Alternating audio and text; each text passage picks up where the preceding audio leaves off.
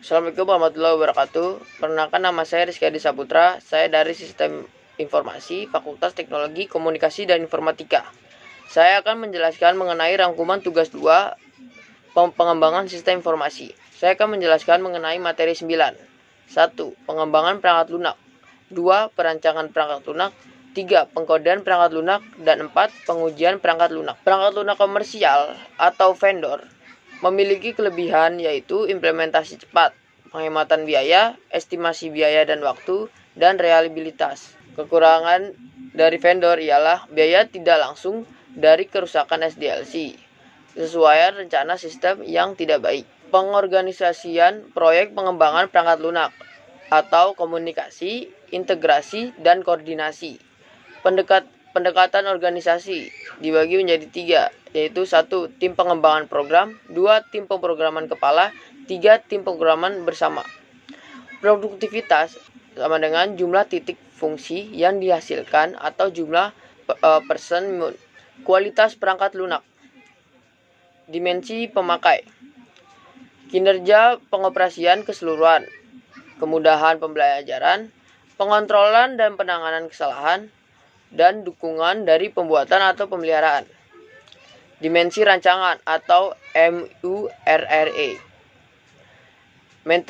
Maintainability, usability, reusability, reliability, acceptability. Dimensi nilai tambahan atau PDM. Productivity, implementasi, manajemen, pengendalian kualitas atau quality control. Proses yang memastikan bahwa kualitas sistem telah terpenuhi atau tercapai. Perancangan perangkat lunak. Perancangan berstruktur, orientasi pada proses dan data. Alat yang digunakan yaitu DFD, ARD, STD. Bagan struktur, SE atau pseudokode, W atau O. Karakteristik rancangan. Modul disusun hierarkis menggunakan logika, call, menggunakan alur kendali, repetasi dalam satu modul, konsep kendali standar. Perancangan berorientasi objek.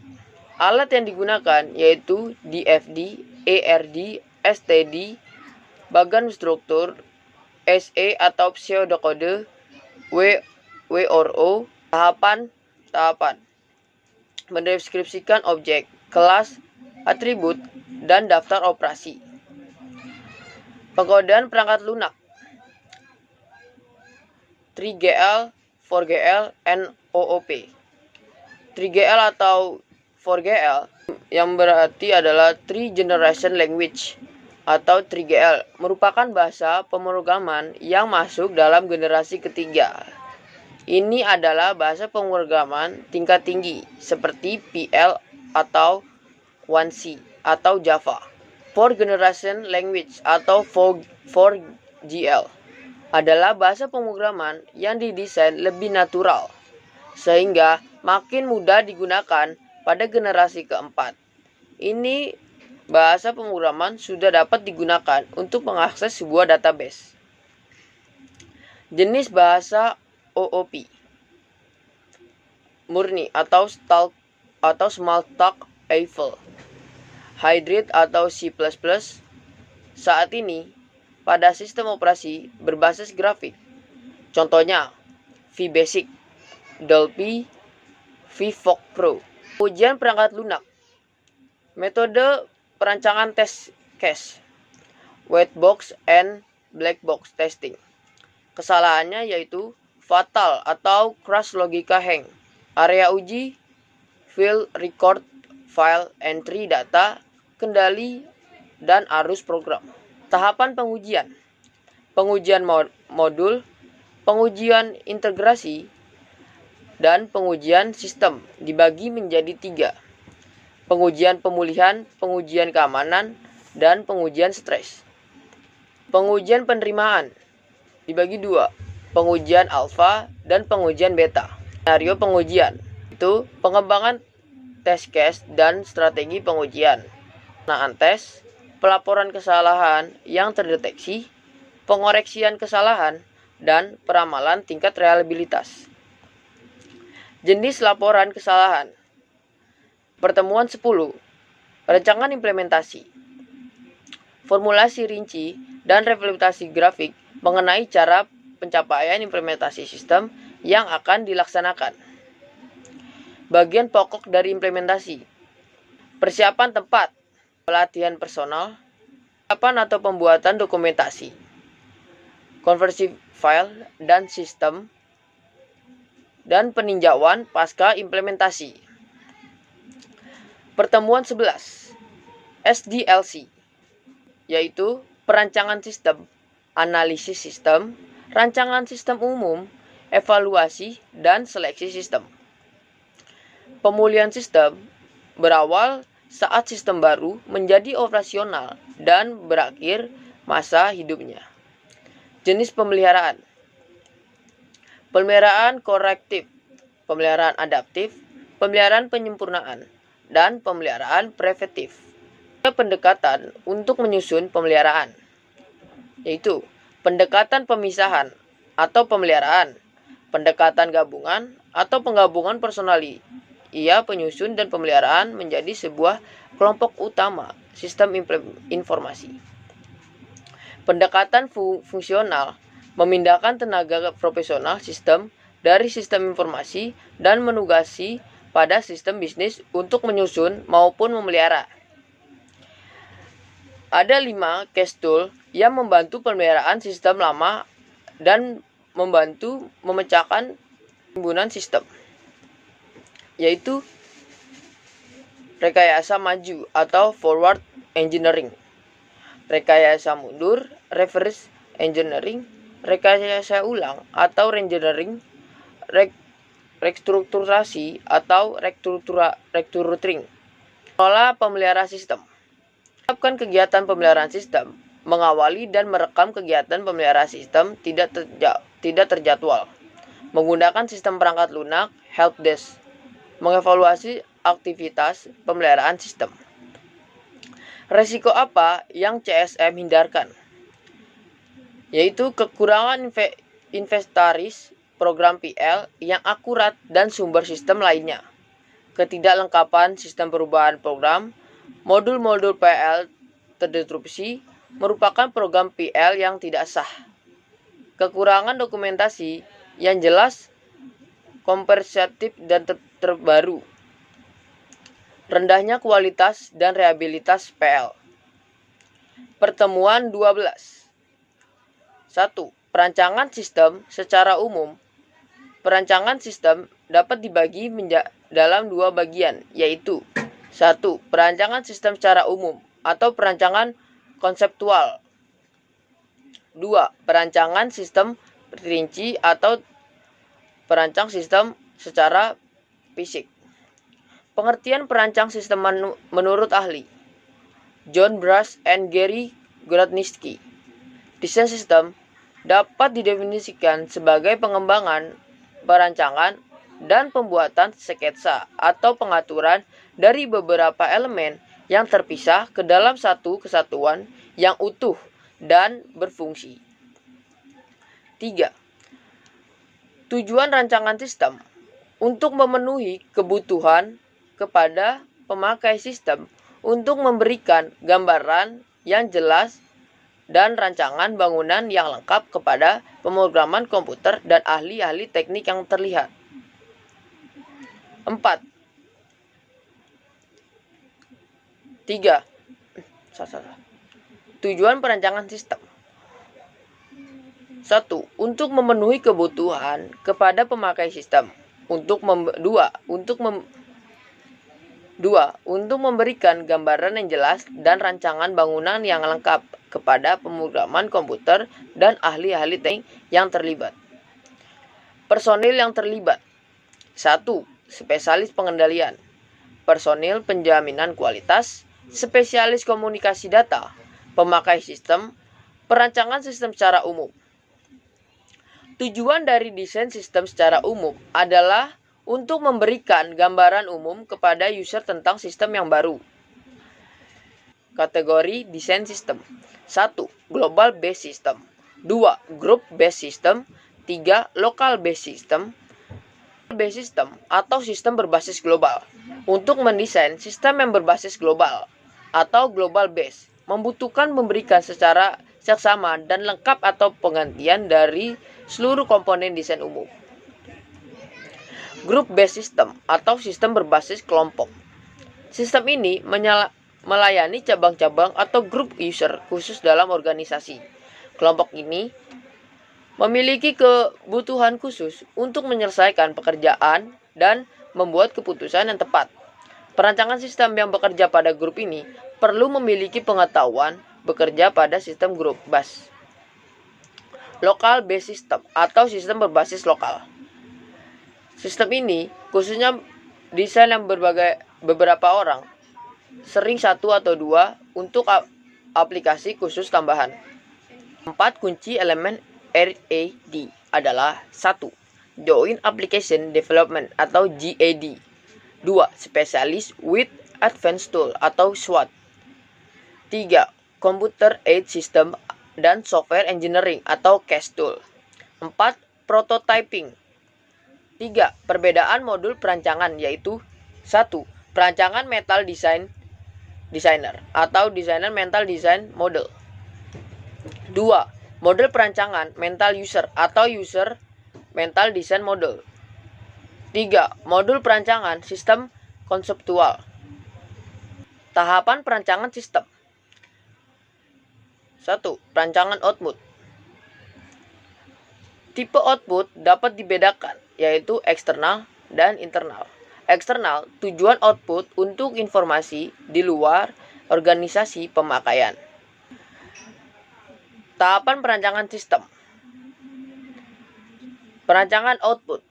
Tipe output dapat dibedakan menjadi dua, yaitu eksternal maupun internal.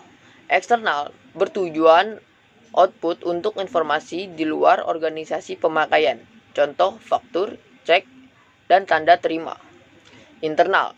Tujuan output untuk informasi di lingkungan organisasi pemakaian. Contohnya laporan-laporan terperinci dan laporan-laporan ringkasan. Perancangan input. Tujuan dari perancangan input adalah untuk mengefektifkan biaya pemasukan data, untuk mencapai keakuratan yang tinggi, untuk menjamin pemasukan data dapat diterima dan dimengerti oleh pemakai. Tipe input dapat dibedakan, yaitu eksternal maupun internal. Eksternal, pada tipe ini pemakaian data berasal dari luar organisasi. Contohnya, faktur pembelian, kuantitas atau kuantasi dari luar organisasi. Internal, pada tipe ini pemasukan data hasil komunikasi pemakaian untuk dengan sistem. Contoh, faktur penjualan, order penjualan, dan lain-lain. Perancangan dialog. Tujuan dari perancangan dialog adalah untuk menjaga agar pemasukan data benar, untuk menjawab pertanyaan yang sering diajukan oleh pemakai. Tipe dialog aktif, pemakai pengajuan pertanyaan atau memasukkan data. Dialog pasif, pada tipe ini pemakaian memiliki pilihan yang tersedia. Perancangan proses sistem. Tujuan dari perancangan proses sistem adalah untuk menjaga agar proses data lancar dan teratur sehingga menghasilkan informasi yang benar untuk mengawasi proses dari sistem. Perancangan database. Penerapan database dalam sistem informasi disebut dengan database system. Sistem basis data atau database system ini adalah suatu sistem informasi yang mengintegrasikan kumpulan dari data yang saling berhubungan satu sama lain. Tipe dari file. File manager berisi data yang tepat di mana pemrosesan terhadap data hanya ada waktu-waktu tertentu. Terdapat dua tipe file master. File referensi, data yang tetap di mana pengolahan terhadap data tersebut. File dinamik, data yang ada dalam file berubah tergantung transaksi. File input atau transaksi, berisi data masukan yang berupa data transaksi di mana data-data tersebut akan diolah oleh komputer. File laporan, berisi informasi yang akan ditampilkan. Perancangan kontrol.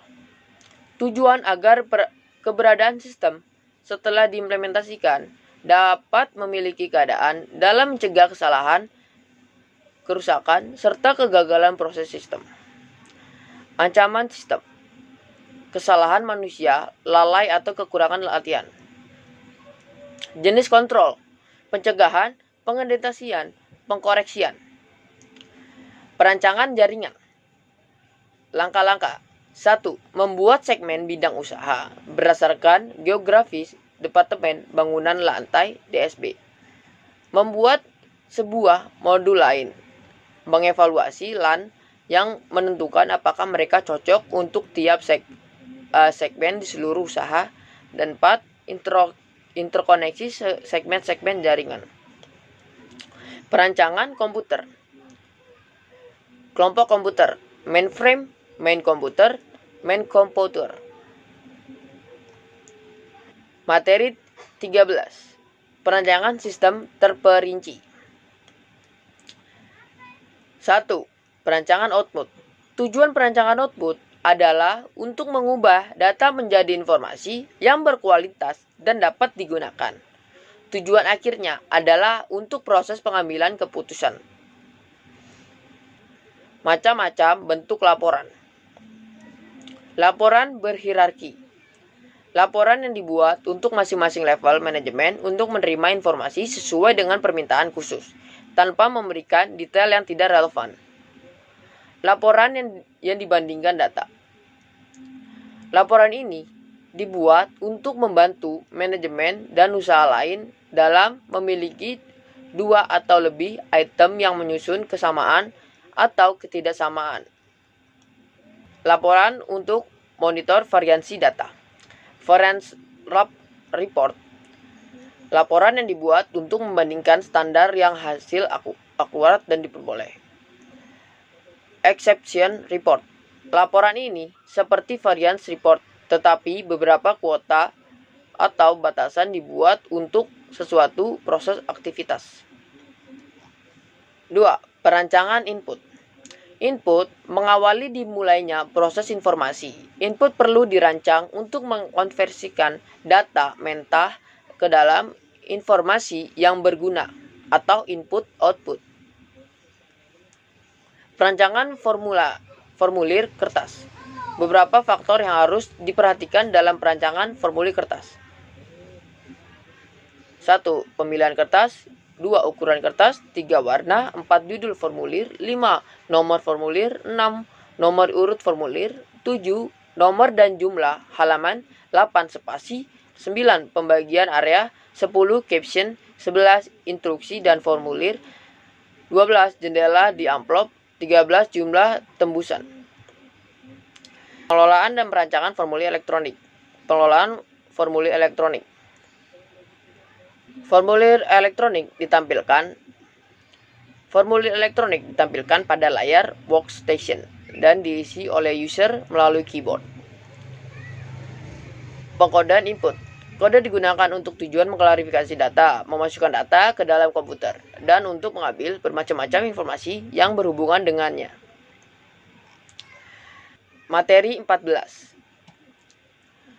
Perbandingan modul waterfall dan prototyping untuk mengembangkan sistem informasi. Modul waterfall adalah salah satu modul SDLC yang sering digunakan atau sering disebut juga dengan modul konvensional atau classic life cycle. Modul ini digunakan pendekatan dengan sistematis dan urut dimulai dari level kebutuhan sistem lalu menuju tahapan analis, desain, coding, testing atau verification dan maintenance. Modul prototyping merupakan suatu teknik untuk mengumpulkan informasi tertentu mengenai kebutuhan informasi penggunaan secara cepat. Berfokus pada penyajian dari aspek-aspek perangkat lunak tersebut yang akan nampak bagi pelanggan atau pemakai. Materi 15. Pembandingan modul-modul pengembangan database. Metode analis Yang digunakan dalam pembandingan model-model pengembangan database ini adalah Capability, Maturity, Modul CMM, dan SDLC. SDLC modul ini bisa juga disebut dengan Classic Life Cycle.